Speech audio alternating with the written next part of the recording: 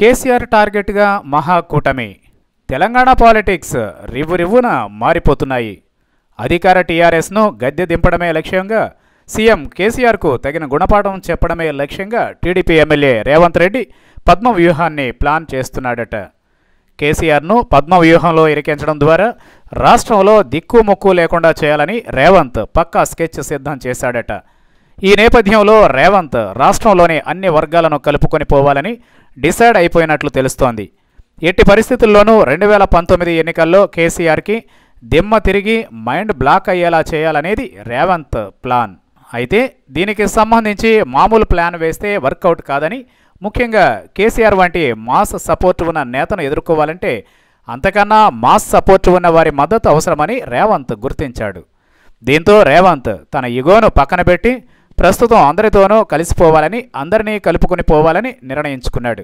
ఈ క్రమంలోనే రాష్ట్రంలో కేసీఆర్కు వ్యతిరేకంగా ఉన్న వర్గాలను చేరదీయడం ద్వారా అనుకున్నది సాధించేందుకు అడుగులు వేస్తున్నట్లు తెలుస్తోంది. ప్రస్తుతం కేసీఆర్పై ఎవరెవరు గుర్రుగా ఉన్నారు, ఎవరెవరు ఆయనకు యాంటీగా గళం విప్పుతున్నారు, ఎవరెవరు కేసీఆర్ గద్దె దింపడమే లక్ష్యంగా ప్లాన్ చేస్తున్నారు వంటి విషయాలపై రేవంత్ దృష్టి పెట్టారు. ఈ నేపథ్యంలో ఆయనకు ప్రధానంగా 2 సామాజిక వర్గాలు కనిపించాయి. ఒకటి రెడ్డి వర్గం కాగా 2 చౌదరి వర్గాలు. ఈ 2 వర్గాలు ఇప్పుడు కేసీఆర్ అంటే మండిపడుతున్నాయి. అధికారంలోకి వచ్చాక కేసీఆర్ తమకేమీ చేయలేదని ఈ సామాజిక వర్గాలు అనుకుంటున్నాయి. దీంతో ఈ 2 వర్గాలను తనకు అనుకూలంగా మార్చుకోవడం ద్వారా కేసీఆర్ను జయించాలని రేవంత్ ప్లాన్ చేసుకున్నారు. ఇక అదే సమయంలో తెలంగాణలో కుటుంబ పాలన సాగుతోందని, కేసీఆర్ కుటుంబం రాష్ట్రాన్ని బంగారు తెలంగాణ బదులు కష్టాల తెలంగాణగా మారుస్తోందని విపక్షాలు ఇటీవల కాలంలో పెద్ద ఎత్తున విమర్శలు చేస్తున్నాయి. తెలంగాణలో నియంతృత్వ ప్రభుత్వం నడుస్తోందని కూడా ఆరోపిస్తున్నారు. ఇలా కేసీఆర్పై ఒంటికాలితో లేస్తున్న వారిలో తనకు కలిసి వచ్చేవారు ఎవరా అని కూడా రేవంత్ దృష్టి పెట్టారు. ఈ క్రమంలోనే ఆయనకు మేధావి ప్రొఫెసర్, ఉద్యమ సమయంలో కేసీఆర్తో కలిసి తిరిగిన కోదండరాం కనిపించారు.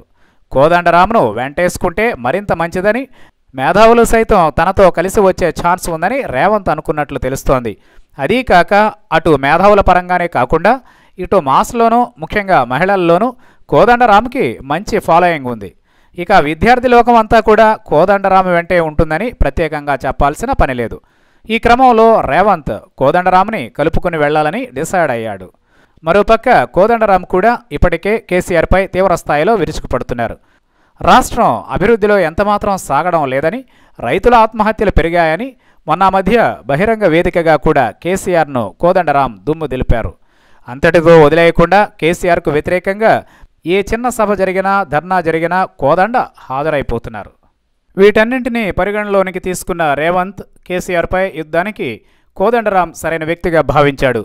ఇక ముచ్చటగా మూడో ఆలోచన, మాదిగ దండోరాతో కేసీఆర్పై విమర్శలు గుప్పిస్తున్న మంద కృష్ణ మాదిగను కూడా తనతో కలుపుకొని పోవాలని రేవంత్ డిసైడ్ అయ్యాడు. మాదిగ రిజర్వేషన్ విషయంలో మంద కృష్ణ కేసీఆర్పై ఇప్పటికే అనేక రకాల ఒత్తిళ్లు తెచ్చినా ఫలితం లేకుండా పోయింది. దీంతో మంద కృష్ణ కూడా ఇతర పార్టీల సాయంతో ముందుకు పోవాలని భావిస్తున్నాడు. దీంతో రేవంత్ ఆయనను కూడా కలుపుకొని మొత్తంగా మహాకూటమి పేరుతో 2019 నాటికి కేసీఆర్పై యుద్ధం ప్రకటించాలని డిసైడ్ అయినట్లు తెలుస్తోంది. ఇదే గాని జరిగితే తనకు తిరుగు లేదని, తన మాటకు ఎదురు లేదని భావిస్తున్న కేసీఆర్కు దిమ్మ తిరగడం ఖాయమని అంటున్నారు విశ్లేషకులు. ప్రజల్లో ఇప్పటికే ఖమ్మం మిర్చియార్డ్ ఘటన, తాజాగా నేరేళ్ల ఘటనపై కూడా ఆగ్రహం పెల్లుబుకుతోంది.